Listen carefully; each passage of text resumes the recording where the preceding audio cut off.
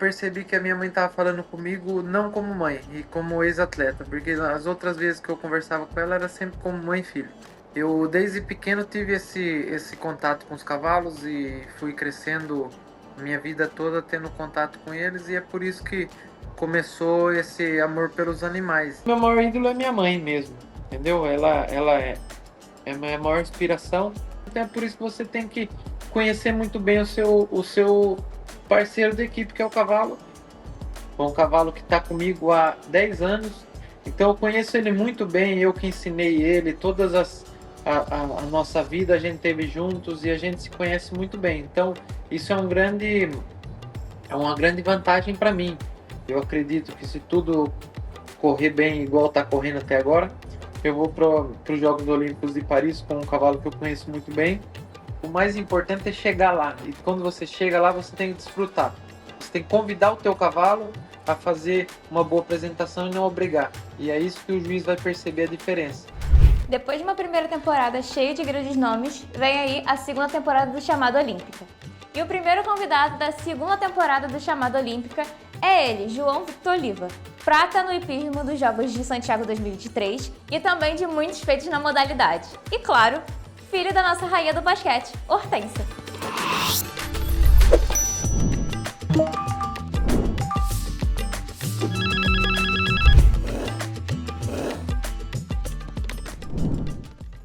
Então, João, conta pra gente, como é que o hipismo chegou na sua vida? É uma pergunta que há muito tempo atrás, meu pai ele criava cavalos até antes de eu nascer, que era uma raça de cavalos lusitanos. Eu desde pequeno tive esse contato com os cavalos e fui crescendo minha vida toda tendo contato com eles, e é por isso que começou esse amor pelos animais, entendeu?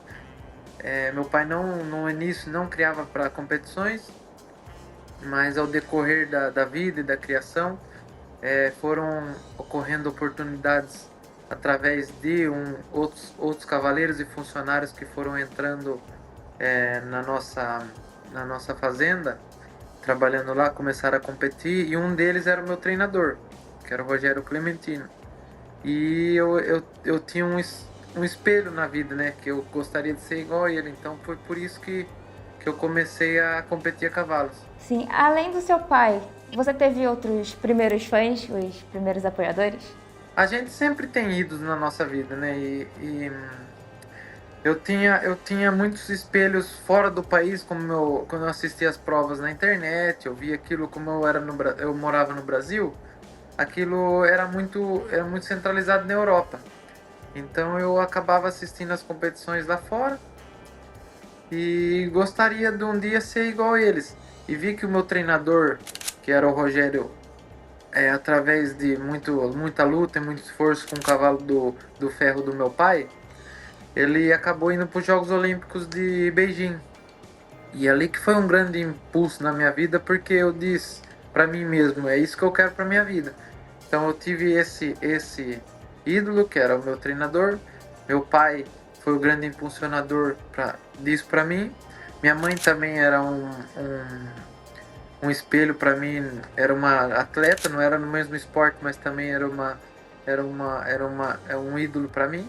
E outros grandes cavaleiros mundialmente falando. Você fala muito da sua mãe, que é a grande Hortência, rainha do basquete, e como é que você faz antes dos torneios? Você dá uma ligadinha pra ela, pede algumas dicas pra ficar mais tranquilo?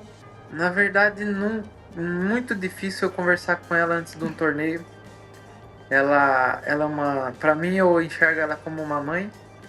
A gente conversa outros assuntos, a gente nunca conversa sobre o esporte. A única vez que eu conversei com ela sério sobre isso foi antes dos Jogos Olímpicos do Rio de Janeiro, que foi o meu primeiro Jogos Olímpicos, e ela queria conversar comigo como uma ex-atleta, e foi a primeira vez que eu percebi que a minha mãe estava falando comigo não como mãe, e como ex-atleta, porque as outras vezes que eu conversava com ela era sempre como mãe e filho, e essa foi a única vez. E ela, como não percebe muito do meu esporte, ela nem gosta de estar muito envolvida, ela prefere estar mais afastada mesmo, deixa pro meu treinador e pro meu pai, e acompanha de longe. E assim, aproveitando o assunto da modalidade que é o hipismo, explica pra gente como é que funciona, já que não é um esporte tão conhecido assim, né? Então, o hipismo ele é dividido em várias modalidades. É um esporte que nas Olimpíadas tem três modalidades, que é o CCE, os saltos e o adestramento. Eu compito no adestramento. E é um esporte que você tem que demonstrar e apresentar movimentos com o seu cavalo, e os movimentos são pontuados pelo juiz, e quem tiver a maior é, porcentagem de acertos é o campeão. E são divididos em 3 dias, você apresenta 3 vezes nos Jogos Olímpicos, você tem que qualificar do primeiro dia para o especial, que é o segundo dia, e o freestyle é o último dia. Você pode ser, você tem que estar entre os melhores para ir passando de fase, entendeu? É como se fosse como os outros esportes, a gente tem que ir evoluindo e ganhando dos outros para a gente passar para as próximas etapas. E é um esporte que é basicamente o que eu disse. Você precisa ter muito conhecimento do teu animal, tem que apresentar que aquilo tá fácil, as ajudas que você passa para o seu cavalo tem que ser invisível, e aquilo tem que estar harmonioso. E é isso que diferencia um do outro, entendeu? Nos últimos mundiais você teve ótimos resultados. E eu gostaria de perguntar como é que funciona o treino e a preparação para esses momentos. Cavaleiros, né, de alta performance, eles têm que ter vários cavalos na sua cocheira, tem que ter cavalos prontos para alta competição, que é o grande prêmio, que é o nível dos Jogos Olímpicos, e também cavalos de base, né, que vão ser os próximos a estar competindo. Como os nossos cavalos não têm a idade que a gente, né, nós chegamos até uma idade bem avançada, os cavalos morrem mais cedo. E também é como os cães, entendeu? Uhum. Eles vivem menos tempo e tem o risco de, como qualquer outro atleta de futebol, ou de vôlei, ou de basquete, entre outros, corre o risco de lesões. Então você tem que estar sempre preparado um, com vários cavalos, como um time de futebol. Se alguém não é vendido ou alguém é lesionado, coisa, entra outro. Então a gente tem que estar sempre bem preparado com esse arsenal de cavalos de qualidade, e um sempre cobrindo o outro. E é o que eu busco. Busco ter cavalos de alto nível para eu sempre estar bem montado. E o treinamento varia de cavaleiro para cavaleiro, e de cavalo para cavalo. Tem cavalo que aguenta mais, tem cavalo que aguenta menos, tem cavalos que já sabem aquilo e não gostam de serem muito exigidos. Tem cavalos que precisam estar mais cansados no dia da competição, então é por isso que você tem que conhecer muito bem o seu parceiro de equipe, que é o cavalo, entendeu? Porque são seres vivos com reações e sentimentos e dores e dias ruins, dias bons, e que a gente tem que conhecer muito bem para que o dia principal, que vai ser o dia dos Jogos Olímpicos, esteja tudo na mesma harmonia e tudo correndo bem. Você fala muito na questão mental, tanto sua quanto do cavalo. E assim, eu gostaria de saber como é que funciona a questão mental de vocês dois, né? Então, a gente tem que, como eu disse, conhecer muito bem o seu animal. Eu hoje estou montando um cavalo que se chama Feel Good. É um cavalo que a gente, eu conheço ele desde 1 ano de idade. É um cavalo que está comigo há 10 anos. Então eu conheço ele muito bem, eu que ensinei ele, a nossa vida a gente teve juntos e a gente se conhece muito bem. Então isso é uma grande vantagem para mim, porque tem casos, por exemplo, meus últimos Jogos Olímpicos, eu estava com o cavalo há menos de 1 ano, então eu não conhecia tão bem o cavalo, mas mesmo assim deu tudo certo. E era um cavalo que era muito genioso, era um garanhão muito desatento, era um cavalo que tinha muita energia. Então ali foi um pouco mais difícil para eu perceber o que eu teria que fazer para tudo correr bem. Mas dessa vez eu estou indo mais tranquilo, se tudo der certo, vários fatores, né, podem acontecer até lá, mas eu acredito que se tudo correr bem igual está correndo até agora, eu vou para os Jogos Olímpicos de Paris com um cavalo que eu conheço muito bem e que a parte mental dele é muito boa. É um cavalo muito descontraído, tá sempre bem, tá sempre igual, entendeu? Não é muito bipolar. Tem cavalos que são bipolares, um dia tá bem, outro não. É normal, é um ser vivo.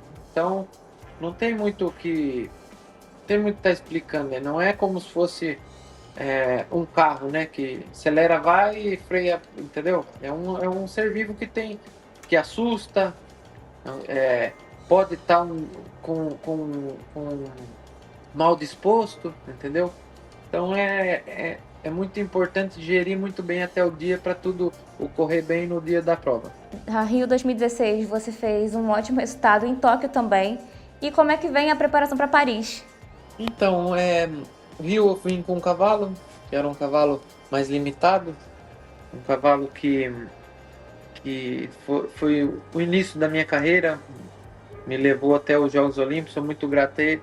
O segundo cavalo que eu competi era o Escorial, que era um cavalo que foi muito importante para mim, tinha muita qualidade, eu não conhecia ele tão bem nos Jogos Olímpicos, era o nosso início da nossa trajetória juntos, e tive a sorte do Covid, porque se a Olimpíada fosse em 2020 eu não teria ele, então correu tudo bem, fizemos um bom resultado, só que logo em seguida, depois de um ano e depois de 2 anos, aquilo subiu, o resultado subiu muito comigo e com ele, e hoje eu tô com um outro cavalo, que agora é um cavalo meu, que tem a possibilidade de levantar meus resultados e fazer melhor do que eu venho fazendo.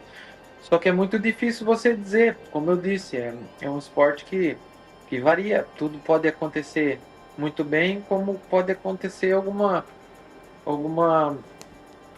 coisa que não corra muito bem, entendeu?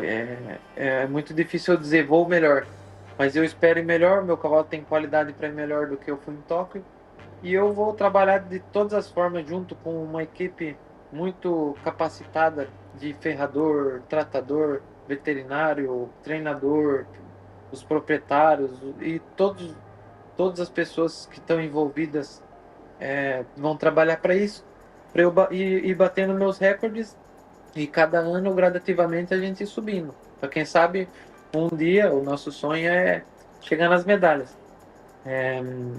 Mas estou muito confiante. Eu acho que tudo vai correr bem. Sua última conquista bem marcante foi uma prata nos Jogos Pan-Americanos de Santiago. Como é que foi fazer parte desse momento e também como é que foi a preparação? Foi muito gratificante, porque eu vinha com um cavalo que era o Escorial, que era o cavalo de Tóquio, e era o meu cavalo titular, estava muito bem preparado para representar o Brasil com ele. E o cavalo próximo dessa prova se lesionou. E eu levei meu cavalo reserva, que é esse que a gente está qualificado agora para Paris. E eu tinha muita esperança com ele, mas era um cavalo um pouco verde no momento ali do Chile, é novo. E só que como eu conhecia ele tão bem, eu ainda acreditei, achei que ia dar tudo certo. Só que no dia da competição, o cavalo disse, deixa comigo que eu vou dar o meu melhor, entendeu? Se ele falasse, ele ia falar, vou fazer melhor do que o cavalo titular, e foi o que ele fez. Ele fez uma prova extraordinária nos 3 dias de competição. No primeiro dia a gente ganhou. Eu esperava brigar por medalhas, mas não esperava ganhar o primeiro dia, porque tinha outros cavaleiros que eu achava mesmo que iam melhores do que eu, pelo histórico e por estarem com cavalos muito confirmados há anos e competiam junto, e eu estava com um cavalo que tinha começado há pouco tempo nesse nível, apesar do cavalo estar muito tempo comigo. Acreditei, fui para cima, primeiro dia ganhei, e no último dia, que era a final, eu consegui a prata individual, que para mim e para o Brasil é histórico, é inédito. É a primeira vez que um brasileiro consegue uma medalha de prata individual no Pan-Americano. E conseguimos também a prata individual, a prata por equipes, que também é inédito. Então ficamos muito contentes, sair de lá com 2 medalhas e fazendo história. Então não sei o que poderia correr melhor, porque eu saí de lá muito contente e muito feliz. Sobre fazer história, a galera do hipismo vai fazer as provas no Palácio de Versalhes, né? Onde muitos reis, rainhas e cavaleiros marcaram história. E aí, você vem para Paris também para escrever seu nome lá? Olha, eu fico muito honrado, né, de estar competindo num lugar tão histórico.